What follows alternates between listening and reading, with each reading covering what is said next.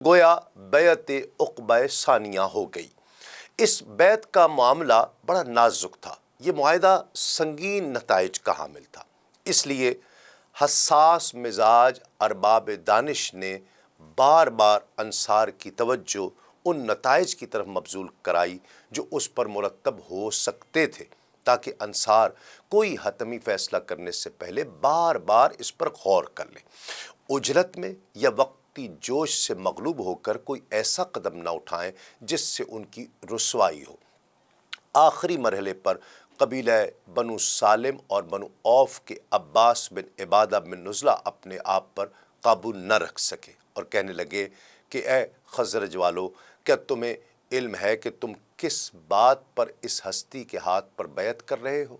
انہوں نے کہا کہ بالکل، ہمیں اچھی طرح علم ہے۔ تو عباس بن عبادہ نے کہا کہ لوگو، تم اس بات پر بیعت کر رہے ہو کہ تم ہر سرخ اور ہر سیاہ انسان کے ساتھ جنگ کرو گے۔ اگر تمہارا یہ ارادہ ہے کہ جب مصیبتیں تمہارے مال و متاع کو نیست و نابود کر دیں اور قتل و خون ریزی تمہارے رؤساء کا خاتمہ کر دے، اس وقت تم انہیں یعنی محمد صلی اللہ علیہ وآلہ وسلم کو ان کے دشمنوں کے حوالے کر دو گے تو ابھی پیچھے ہٹ جاؤ۔ بخدا اگر ایسا کرو گے تو دنیا میں بھی ذلیل ہوگے اور قیامت کے دن بھی رسوا ہو جاؤ گے، اور اگر تمہارا یہ ارادہ ہے کہ تم ہر قیمت پر اس معاہدے کو پورا کرو گے، خواہ مصیبتیں تمہارے مال اور منال کو تہس نہس کر دیں اور قتل و خون ریزی تمہارے سرداروں کا قلع کما کر دے، اس کی تم کوئی پرواہ نہیں کرو گے، تو پھر آگے بڑھو اور ان کو لے لو۔ بخدا اسی میں دنیا و آخرت کی ساری بھلائیاں ہیں۔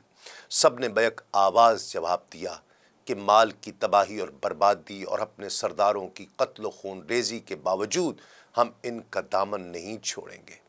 پھر ان لوگوں نے حضور نبی کریم صلی اللہ علیہ وآلہ وسلم سے گزارش کی کہ ہمارے اس ایثار اور قربانی کا اجر ہمیں کیا ملے گا؟ حضور نے فرمایا، اس کے بدلے اللہ تمہیں جنت عطا فرمائے گا۔ سب نے عرض کی، دست مبارک کھولیے۔ حضور نے دست مبارک کھولا اور سب نے رحمت عالم صلی اللہ علیہ وآلہ وسلم کی بیعت کرنے کا شرف عظیم حاصل کیا۔ ناظرین کرام، بیعت کرتے وقت انصار نے جن پرخلوص جذبات کا اظہار کیا، ان کو سیرت نگاروں نے اپنی سیرت کی کتب میں محفوظ کیا ہے، تاکہ آنے والی نسلوں کے لیے یہ ہدایت کا سرمایہ ثابت ہو۔ سیرت حلبیہ میں تحریر ہے کہ اس بیعت کو عقبہ ثانیہ یعنی عقبہ کے مقام پر ہونے والی دوسری بیعت کہا جاتا ہے۔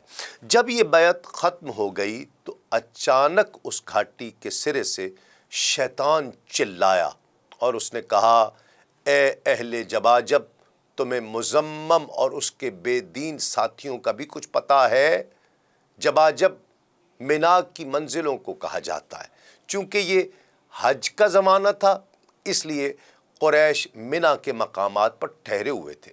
یہاں مزمم سے مراد معاذ اللہ محمد صلی اللہ علیہ وآلہ وسلم ہے، کیونکہ قریش کے لوگ حضور نبی کریم صلی اللہ علیہ وآلہ وسلم کو محمد کے بجائے مزمم کہا کرتے تھے، کیونکہ محمد صلی اللہ علیہ وآلہ وسلم کے معنی ہے جس کی سب نے تعریف کی اور سب سے زیادہ تعریف کی گئی، اور مزمم کے معنی ہے جس کی سب نے برائی مذمت کی یا سب سے زیادہ مذمت کی گئی۔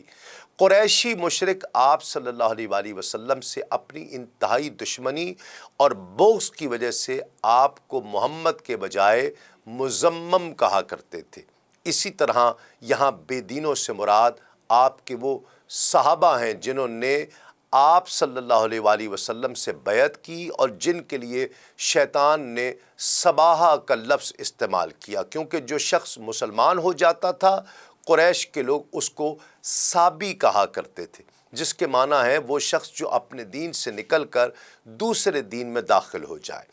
ایک حدیث پاک میں آتا ہے کہ تم دیکھتے نہیں کہ اللہ نے کس طرح قریش کی گالیوں اور لعنت و ملامت کو مجھ سے پھیر دیا کہ وہ لوگ مزمم کو برا بھلا کہتے ہیں جبکہ میں تو محمد ہوں صلی اللہ علیہ وآلہ وسلم۔ الغرض اس کے بعد شیطان نے پکار کر کہا کہ ان لوگوں نے یعنی حضور نبی کریم صلی اللہ علیہ وآلہ وسلم اور انصار نے مل کر تم لوگوں سے جنگ کرنے کا فیصلہ کر لیا ہے۔ یہ آواز سن کر حضور نبی کریم صلی اللہ علیہ وآلہ وسلم نے فرمایا یہ عقبہ کے شیطان کی آواز ہے، مگر اے خدا کے دشمن تو ہرگز ہمیں ڈرا نہیں سکتا۔ اس بیعت عقبہ کے وقت جبریل امین علیہ السلام بھی خود نفس نفیس وہاں موجود تھے۔ حضرت حارثہ ابن نعمان سے روایت ہے کہ جب ہم لوگ بیعت سے فارغ ہو گئے تو میں نے حضور نبی کریم صلی اللہ علیہ وآلہ وسلم سے عرض کیا کہ اے اللہ کے نبی، میں نے یہاں ایک شخص کو دیکھا جو سفید کپڑوں میں تھا، اور اس کا آپ صلی اللہ علیہ وآلہ وسلم کی دائیں جانب کھڑا ہونا مجھے عجیب معلوم ہوا، یعنی عجیب لگا۔ تو آپ نے فرمایا کہ کیا تم نے اس کو دیکھا تھا؟ تو میں نے عرض کیا کہ ہاں۔ تو آپ صلی اللہ علیہ وآلہ وسلم نے فرمایا کہ وہ کوئی اور نہیں، وہ جبریل امین تھے۔ ناظرین کرام، ایسا بالکل نہیں تھا کہ یہ سب لوگ کفار مکہ کی عقابی نگاہوں سے بالا ہی بالا اپنا کام کر رہے تھے اور انہیں کانوں کان خبر تک نہ ہو، نہیں، ایسا نہیں تھا۔ سیرت حلبیہ میں ہے کہ جب تمام جانثار انصار نے بیعت کر لی تو ایک انصاری حضرت عباس بن عبادہ نے جذباتی انداز میں گزارش کی کہ یا رسول اللہ، اس ذات کی قسم جس نے حضور کو حق کے ساتھ مبعوث فرمایا، اگر حضور کی منشا ہو، آپ کی مرضی ہو، تو ہم کل صبح منا میں اکٹھے ہونے والے مشرکین پر اپنی تلواروں سے حملہ کر دیں۔ رحمت عالم صلی اللہ علیہ وآلہ وسلم نے فرمایا ہمیں ابھی اس امر یعنی جہاد کرنے کی اجازت نہیں ہے، بس تم اپنی آرام گاہوں کی طرف چلے جاؤ اور آرام کرو، یعنی جتنا کہا جائے اتنا کرو۔ فرماتے ہیں کہ حسب الحکم ہم واپس چلے آئے اور صبح تک خوب سوئے، لیکن ساری احتیاطی تدابیر کے باوجود کفار مکہ کے کانوں میں اس اجتماع کی بھنک پڑ گئی۔ جب صبح ہوئی تو ہم کیا دیکھتے ہیں کہ مکہ کے رؤساء ہمارے خیموں کی طرف جارحانہ انداز پہ آ رہے۔ ہمارے قافلوں کے چند آدمیوں سے ان کی ملاقات ہوئی تو انہوں نے ازراہ شکایت ہمارے ساتھیوں کو کہا کہ خزرج والو، ہمیں یہ اطلاع ملی ہے کہ تم یہاں ہمارے صاحب حضور صلی اللہ علیہ وآلہ وسلم سے ملاقات کے لیے آئے ہو، اور تمہارا مقصد یہ ہے کہ کسی طرح انہیں یہاں سے اپنے ساتھ لے جاؤ اور ہمارے ساتھ جنگ کرنے کے لیے ان سے بیعت کرو۔ بخدا عرب میں جتنے قبیلے بستے ہیں ان میں سے کسی کے ساتھ جنگ کرنا ہمیں اتنا ناپسند نہیں جتنا تمہارے ساتھ جنگ کرنا ہمیں ناگوار ہے۔ اتفاق سے ہمارے قافلے کے جن لوگوں سے ان کی ملاقات ہوئی وہ یثرب کے مشرکین تھے جو ہمارے ساتھ حج کے لیے آئے تھے۔ انہوں نے قسمیں کھا کھا کر اس اطلاع کی تردید کی اور انہیں یقین دلایا کہ وہ قطعاً اس مقصد کے لیے یہاں نہیں آئے جس کا ذکر تم کر رہے ہو۔ ہم تو فریضہ حج کی ادائیگی کے لیے یہاں آئے ہیں اور اس کے علاوہ ہماری کوئی اور غرض نہیں۔ ناظرین کرام، یہ مشرک لوگ اپنی جگہ سچے تھے، کیونکہ انہیں نہ تو ہم نے اس اجتماع میں شرکت کی دعوت دی تھی اور نہ انہیں اپنی آمد کی غرض و غایت سے آگاہ کیا تھا۔ وہ واقعی ان تمام واقعات سے بے خبر تھے، یعنی اللہ نے مومنین سے جھوٹ بلوانا پسند نہیں فرمایا، اس لیے وہ پوری قوت اور اعتماد سے ان کے اس الزام کی تردید کرتے رہے اور ہم ایک دوسرے کی طرف کنکھیوں سے دیکھتے رہے۔ کفار مکہ کے شکوک اتنی یقین دہانی کے باوجود پوری طرح زائل نہ ہوئے۔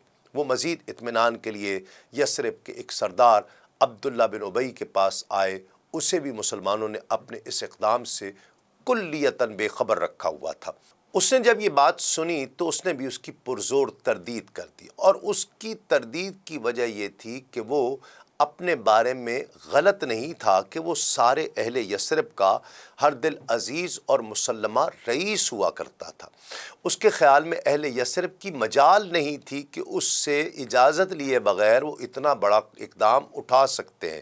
اس نے ان کو یقین دلانے کے لیے کہا کہ تم جانتے ہو کہ میں اپنے شہر کا رئیس ہوں، اگر میری قوم نے کوئی ایسا پروگرام بنایا ہوتا تو مجھ سے اجازت ضرور لی ہوتی یا کم از کم مشورہ ہی کیا ہوتا۔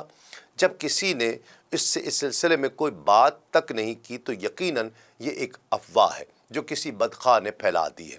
عبداللہ بن ابی کے سمجھانے سے انہیں یقین ہو گیا اور وہ اطمینان سے واپس چلے گئے۔ اس طرح اللہ نے نہایت صفائی کے ساتھ اپنے ماننے کی حفاظت کی سبیل کی۔